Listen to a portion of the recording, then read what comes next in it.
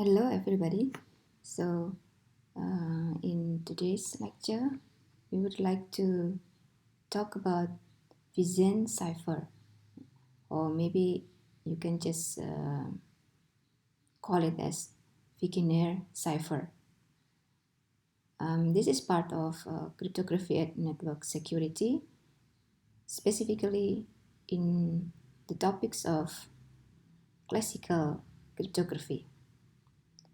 Before we talk about Vigenere Cipher, first I would like to discuss polyalphabetic ciphers.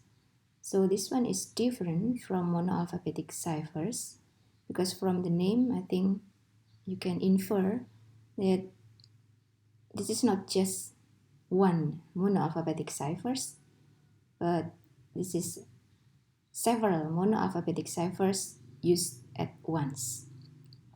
So in this case, we have a sequence of monoalphabetic ciphers and we use it in turn to encrypt letters because in classical cryptography we talk about the encryption of letters.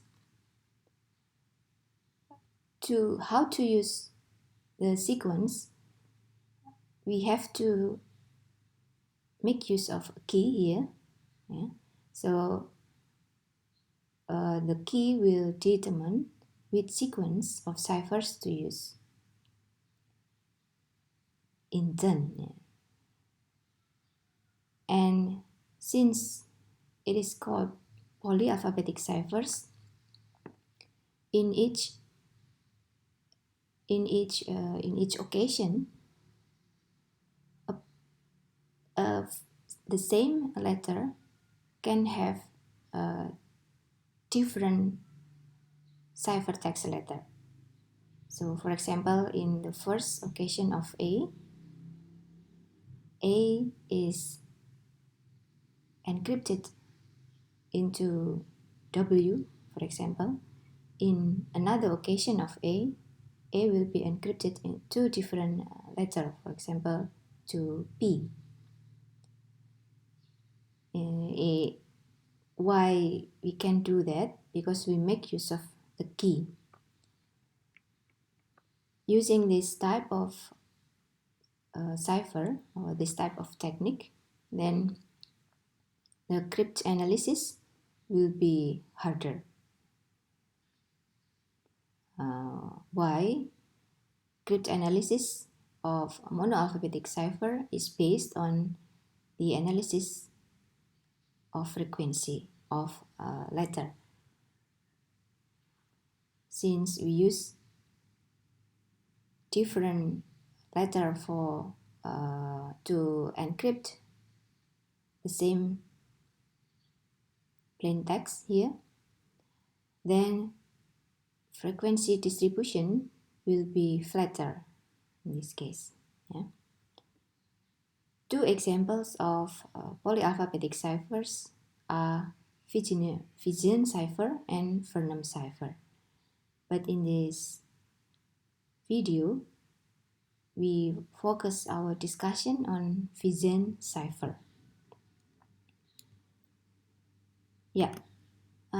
So mathematically, this is the formula to do Vigenere cipher. We have here sequence of letters as the plain text. And then we have the function to which each letter is mapped. So for example here, when we have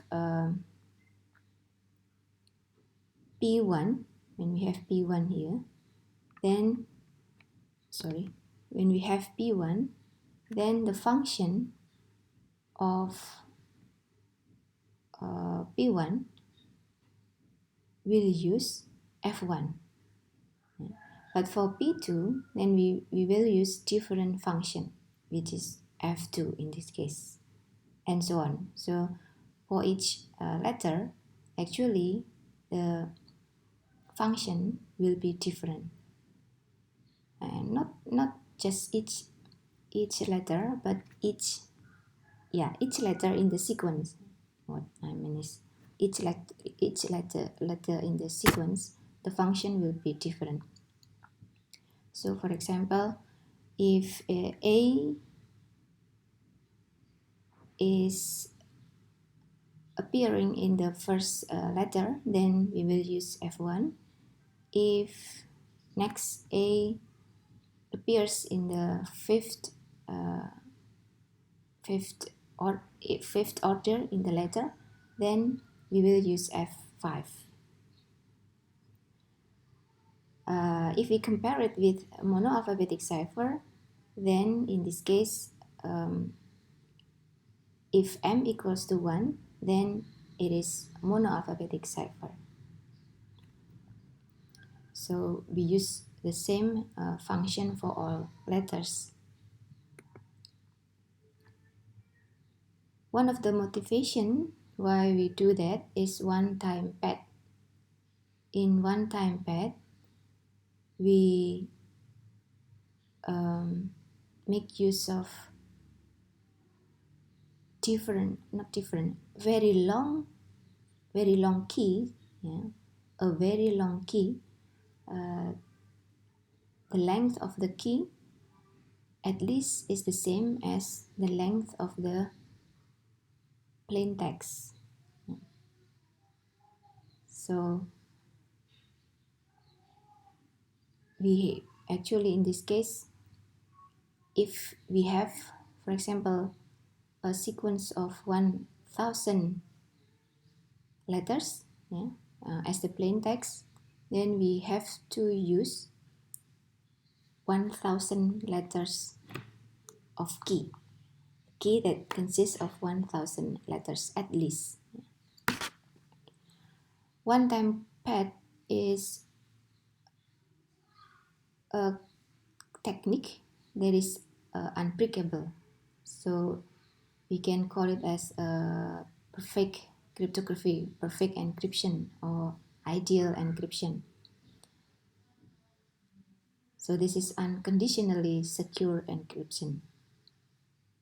But of course, if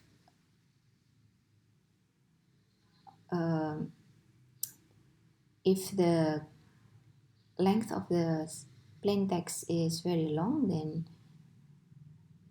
this will be unpractical. The procedure here is like this.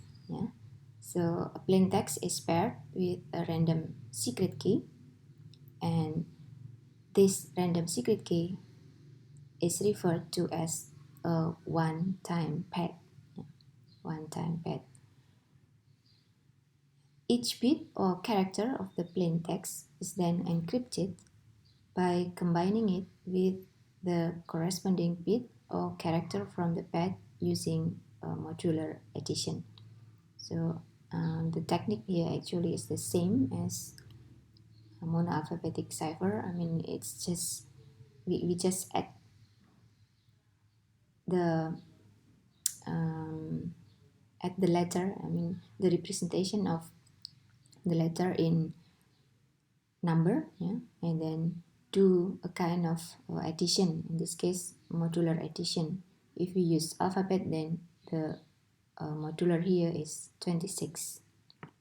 So it's very simple actually, the technique. What makes it very secure is that the length of the key is very long. It's the same, at least the same as the length of the message. There are several requirements that this technique is unconditionally secure. The first one, the key must be truly random. So we cannot have a key that is very easy to be predicted. Then the key must be at least as long as the plain text. The key must never be reused in whole or in part. That's why it is called one-time pad. So it is just used once. After that, then it will be destroyed. And the last one, the key must be kept completely secret, so nobody will be able to get the key. So the key must be shared between the sender and the receiver, and only both of them know the key. Okay, but of course, as I said before, there is a weakness of this technique. Yeah, the first one is that it is very impractical. Imagine if we have, for example, a text that consists of 100 pages, yeah, for example, then we have to provide a key with the same, at least the same length as the text. So it is very impractical.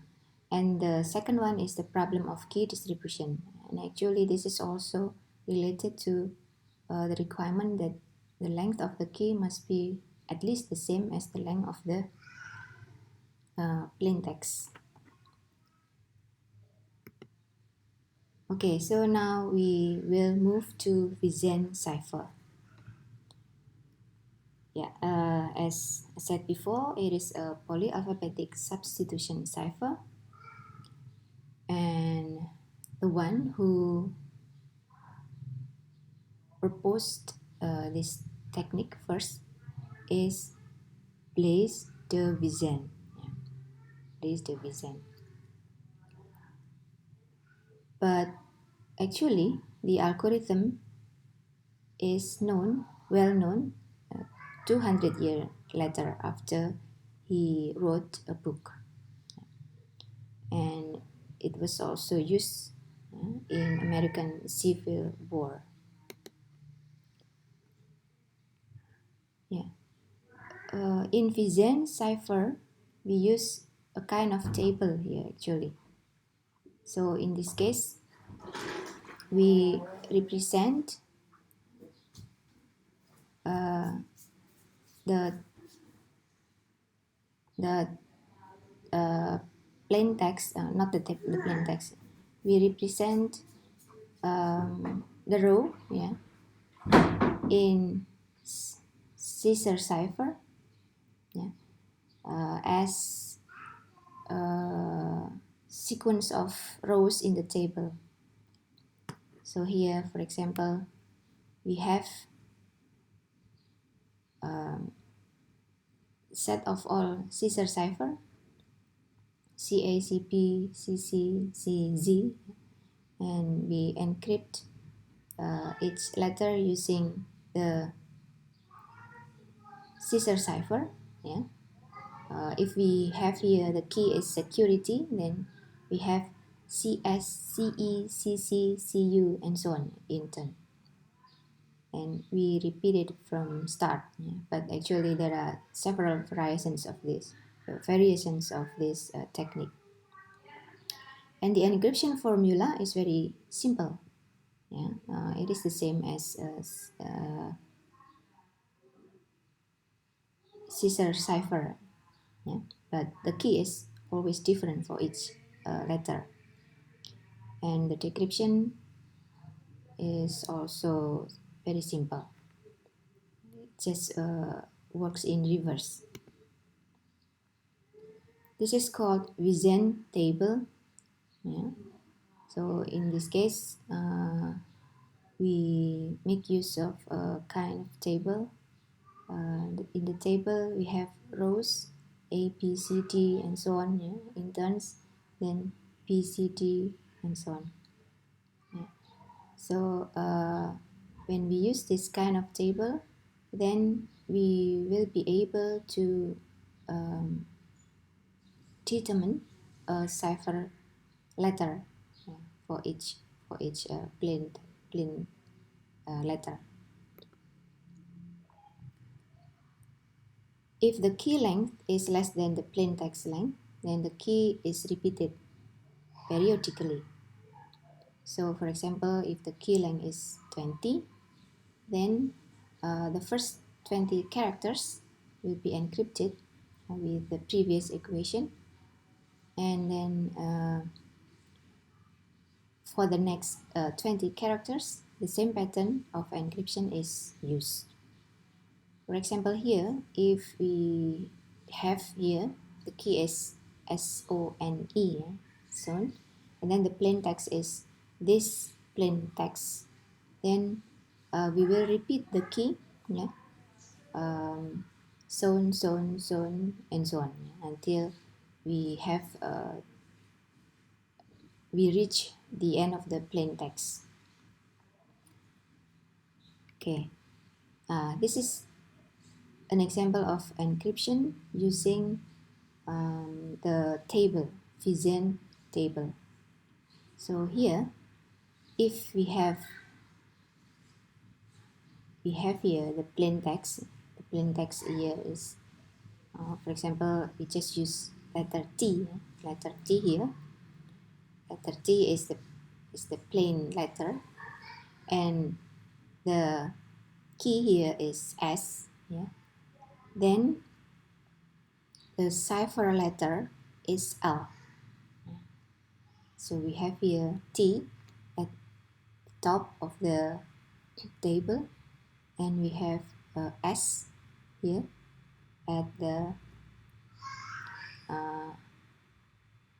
as the key. Then we will have L here. L is the cipher letter, and this is the whole result with the same method. Yeah. So T will be encrypted to L, will be mapped to L, yeah, using the key S. And then H here using key O will be mapped to V. Yeah. I will be mapped to V, and so on. So as you can see here, H and I are different letters, but they are mapped to the same letter, which is V. Yeah? And T in the first in the first letter of the plain text is mapped to L, while the T in the second appearance, yeah, is mapped to H, yeah, because we use different letter here. The first we use different key here. The first one is using the key is S, while the second one the key is O. Then the result will be different ciphertext. Yeah, so basically this is a shift cipher with different key. Yeah, so even though at the first time Vigenere table was used to do the encryption, but actually using the formula of shift cipher, then we can just convert each letter in the plain text to the corresponding number, yeah, in the modulo 26 arithmetic, yeah, and then add it with the key for that letter. So for example here, this is another example actually. We have classical cryptography, and we have the key. The key here is key. So we repeat the key, then we will get the result. Another example with space here. We can make use of the same technique, but we just put the space here. Yeah. So C shells by the C shell. Using the key, then we will get the result.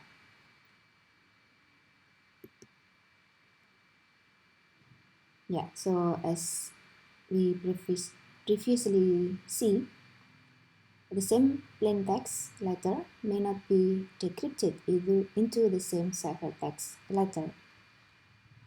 Yeah. For the first example, plain text L is encrypted into P or G, yeah, while W represents either S or W.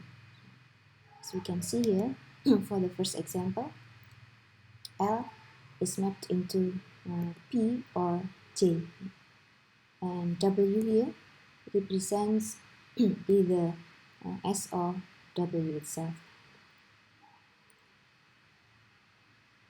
So in this case, in each plain text letter has several possible ciphertext letter. The disadvantage or the weakness of this technique is that if we have a very short key, then the key can be determined by exhaustive key search. So since we use here key is very short, just three. The length of the key is just 3. Yeah? So when we check in the first example here, we have C, which is mapped into M, and we have also another C, which is mapped into M. This is the impact of using a very short key. Yeah. As I said before, there are variants of Vigenere cipher. The first one is this one, full Vigenere cipher. In this case, each row in the table represents the letter shifting, not the permutation of letters in alphabets. So, for example, here in row A, the order of letters in the alphabet is shuffled as follows, as what is represented in this table, in this array. So the table is modified. In this case, it is a kind of random shuffling of alphabets.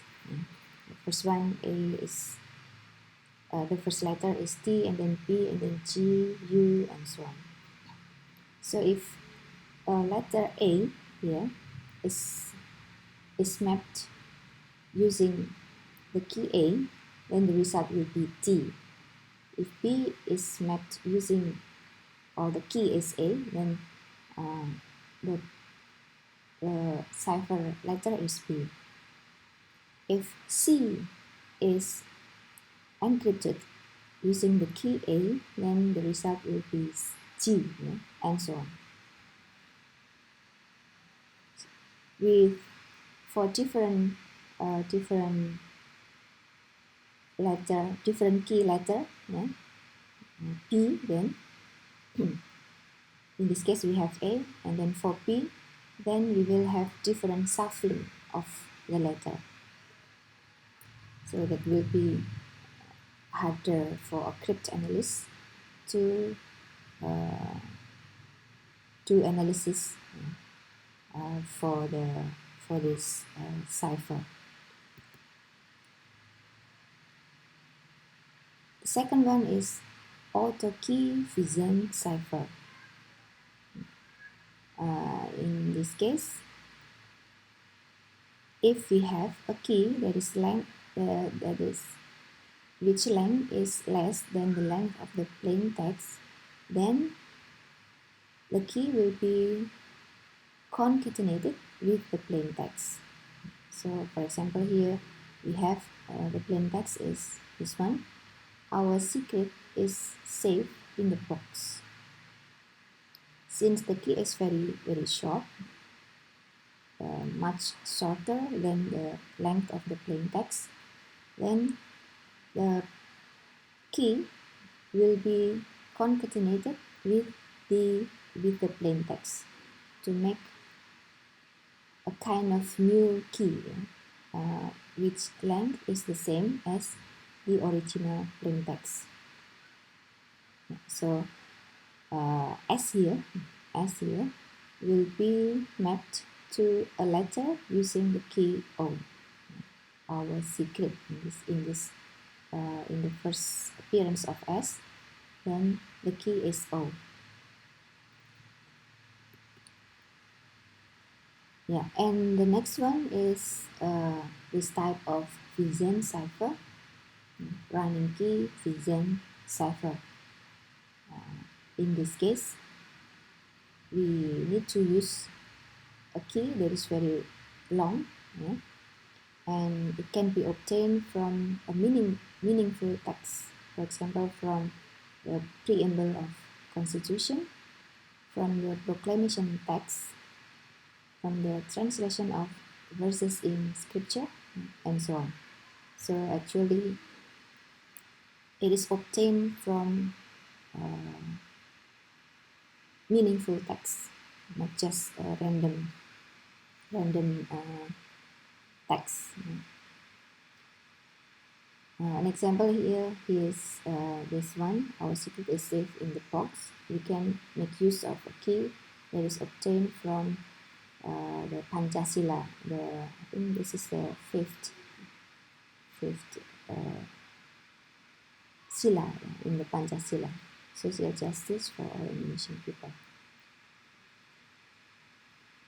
By making use of meaningful text that is very long, then we can be sure that the length of the key will be at least the same as the length of the plain text. But again, this one is not one-time pad. Why? Because we take a key from a meaningful text. So it is possible in the future that the key will be reused. Yeah. I think that is the end of our lecture in the topic of Vigenere cipher. I hope you understand what we discussed in this lecture, and I'll see you in the next topic. Thank you for watching.